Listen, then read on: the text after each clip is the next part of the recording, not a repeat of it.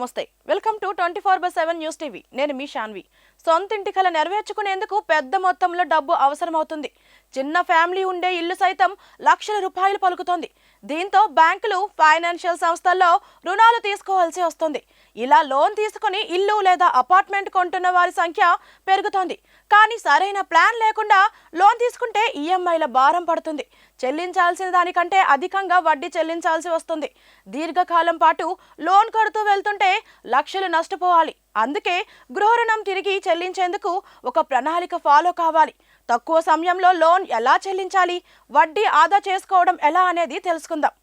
home loan తీసుకున్నప్పుడు కాల పరిమితి ఎక్కువగా ఎంచుకున్నట్లయితే అధిక వడ్డీల భారం పడుతుంది మీరు 50 లక్షల రూపాయలు గృహ రుణం తీసుకున్నారు అనుకుందాం బ్యాంకులు సాధారణంగా 9% లోపే వడ్డీకు రుణాలు ఇస్తాయి మీరు 10 ఏళ్ల లోన్ తిరిగి చెల్లించే వ్యవధి ఎంచుకుంటే అప్పుడు 26 లక్షల రూపాయల వరకు వడ్డీనే కట్టాలి అదే మీరు 15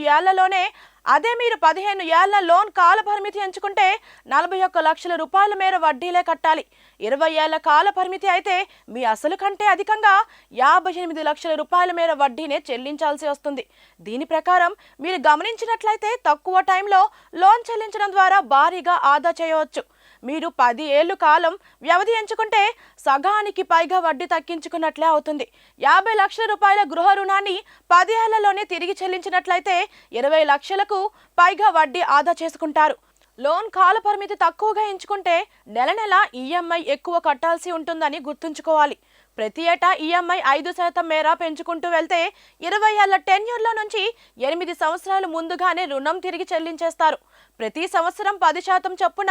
ఈఎంఐ పెంచినట్లయితే 10 ఏళ్లలోనే మీ రుణం తీరిపోతుంది మీ జీతం లేదా ఆదాయం పెరిగినప్పుడల్లా ఈఎంఐ పెంచుకోవడం వల్ల వడ్డీల భారం తగ్గించుకోవచ్చు మరోవైపు పెద్ద మొత్తంలో రుణం తీసుకున్నప్పుడు బీమా తీసుకోవాలని బ్యాంకులు సూచిస్తాయి అయితే ఈఎంఐ చెల్లించిన కొద్ది కవరేజీ తగ్గిపోతుంటుంది కానీ లోన్ ఇచ్చిన బ్యాంకులో కాకుండా ఇతర సంస్థలో ఇన్సూరెన్స్ తీసుకున్నట్లయితే లోన్ చెల్లించేసినా మీకు ఇన్సూరెన్స్ కవరేజీ కొనసాగుతుంది